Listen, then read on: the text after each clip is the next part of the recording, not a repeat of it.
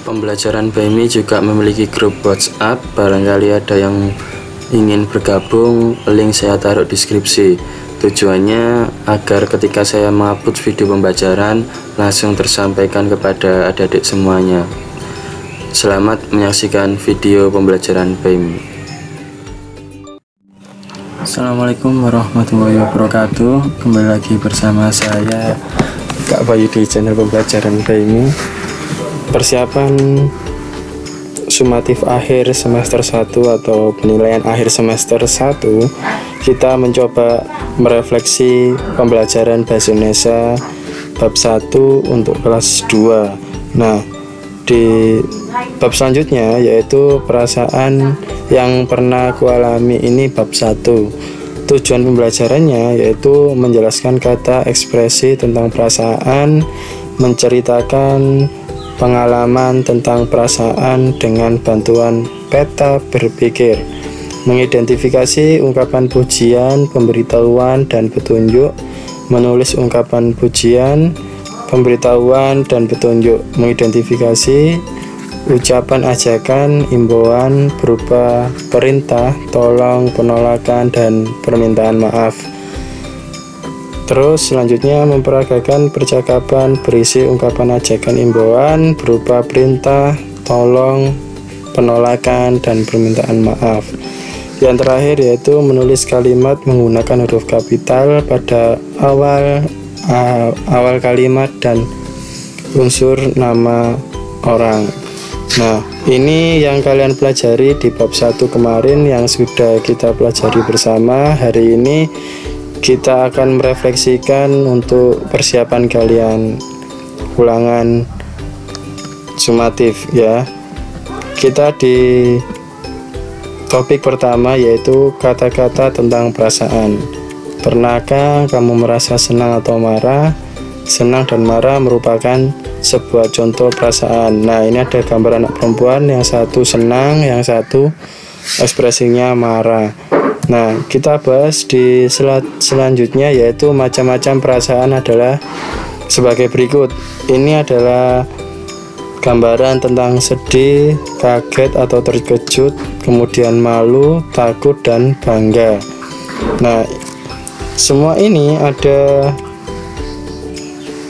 karena perasaan muncul sebab tertentu. Kamu senang karena menang lomba mewarnai, kamu juga sedih karena mainanmu rusak, atau kamu terkejut ketika mendengar suara petir atau hal-hal yang bisa meletus, contohnya balon ya. Nah, ini semua tentang perasaan, macam-macamnya banyak. Sedih karena sepedanya rusak juga bisa, takut karena di rumah sendirian, malu karena tidak bisa mendapatkan nilai bagus.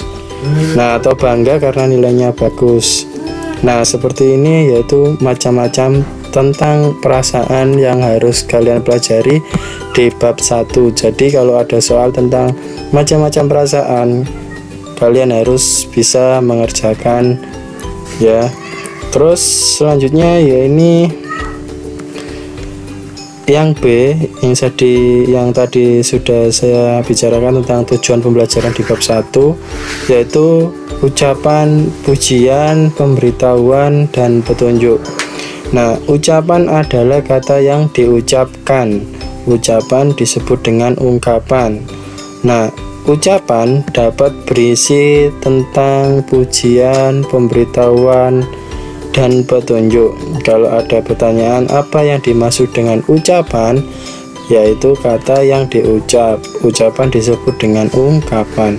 Seperti itu. Ini materinya refleksi sejenis rangkuman. Nanti ada matematika, juga ada bahasa Indonesia dari bab 1 sampai bab 4 di semester 1 ini yang harus kalian pelajari guna untuk persiapan menghadapi sumatif akhir semester. Nah, kata pujian untuk memuji, contohnya, wah harum sekali bunga ini, wah masakan ibu enak sekali, atau kalimat pujian, wah kamu pintar sehingga mendapatkan nilai bagus. Nah, itu juga contoh kalimat pujian. Nah, ini menggambarkan contoh dua, yaitu bunga yang harum dan masakan ibu yang enak sekali. Awal kalimat pujian bisa berupa wah, indah sekali, pelangi itu. Nah, ini contohnya seperti itu. Kemudian ada ungkapan atau ucapan pemberitahuan. Itu tentu saja memberikan sebuah informasi kepada orang lain. Contohnya, Citra, kamu diminta Pak Guru untuk menjadi dokter kecil. Nah, ini juga pemberitahuan contohnya. Tapi ada contoh yang lain, bahwasanya hari ini ada pertemuan di kelas 1A atau 2B. Itu juga pemberitahuan. Nah, ini di sebuah percakapan digambar di samping, yaitu Benny, kamu ditunjuk ibu guru untuk menjadi petugas upacara hari Senin nanti.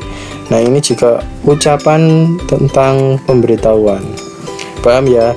Pasti nanti ada soal, buatlah contoh ucapan pemberitahuan. Nah, kamu buat contohnya seperti apa, karena memberikan informasi kepada orang lain itu termasuk pemberitahuan.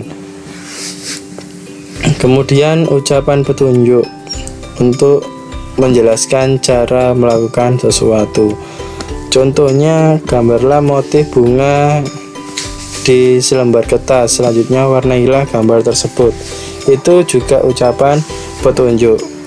Hari ini silakan mengerjakan ulangan harian sesuai dengan petunjuk yang sudah dipelajari. Nah, itu juga termasuk tentang contoh ucapan petunjuk. Atau ada seorang yang bertanya kepadamu tentang suatu alamat, itu juga ucapan petunjuk. Belok kanan, belok kiri, ya, melewati sebuah masjid atau sekolah.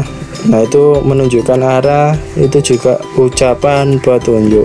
Contoh pada gambar di samping layar kanan kalian itu ada, nah, bagaimana cara ke rumah Pak RT. Nah, anak tersebut menjawab, Bapak berjalan ke arah sana, nanti di pertigaan Bapak belok kiri, rumah Pak RT ada di jalan, di kanan jalan. Nah, itu juga ucapan petunjuk ya, karena sekali lagi ucapan petunjuk untuk menjelaskan cara melakukan sesuatu. Selanjutnya di materi yang ketiga, yaitu ucapan ajakan, himbauan, tolong, penolakan, dan permintaan maaf. Nah, ucapan ajakan yaitu untuk mengajak orang lain melakukan sesuatu. Contohnya, ayo Benny kita pulang bersama, kemudian ayo Benny kita belajar bersama. Nah, itu kemarin Pak Bayu sudah menjelaskan di kelas 2B mengenai ucapan ajakan ya, sehingga anak-anak maju ke depan terus menjelaskan contoh apa itu kalimat atau ucapan ajakan. Yang kedua, ucapan imbauan untuk meminta orang lain melakukan sesuatu. Ucapan imbauan dapat berupa perintah. Nah, contohnya seorang polisi menghimbau menggunakan helm dan pelindung lutut ketika bersepeda. Yang ketiga, ucapan tolong, yaitu untuk meminta bantuan orang lain. Contohnya, meminta mengambilkan buku di perpustakaan atau mengambilkan barang yang lain. Nah, dari ketiga ini itu pengertiannya sudah Pak Bayu rangkum. Jadi adik-adik tinggal menyesuaikan apa perintah, ucapan ajakan, himbauan, dan tolong.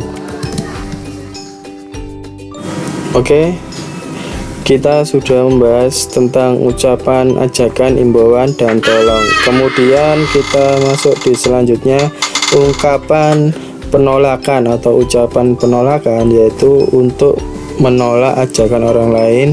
Ucapan penolakan saat tidak bisa atau tidak ingin melakukan sesuatu.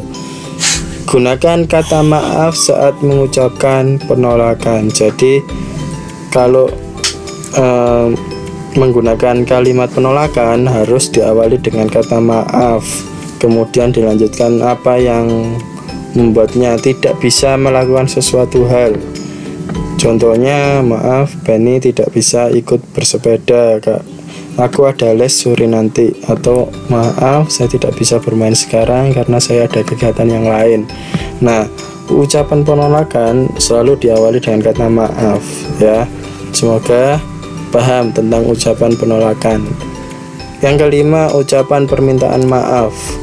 Ucapkan permintaan maaf saat melakukan kesalahan. Nah, contohnya, maaf saya tidak sengaja menjatuhkan pensilmu. Terus, maaf saya tidak sengaja tadi bersenggolan saat bersepeda. Nah, ucapan permintaan maaf itu harus selalu dan wajib dilakukan ketika kita merasa mempunyai kesalahan kepada orang lain.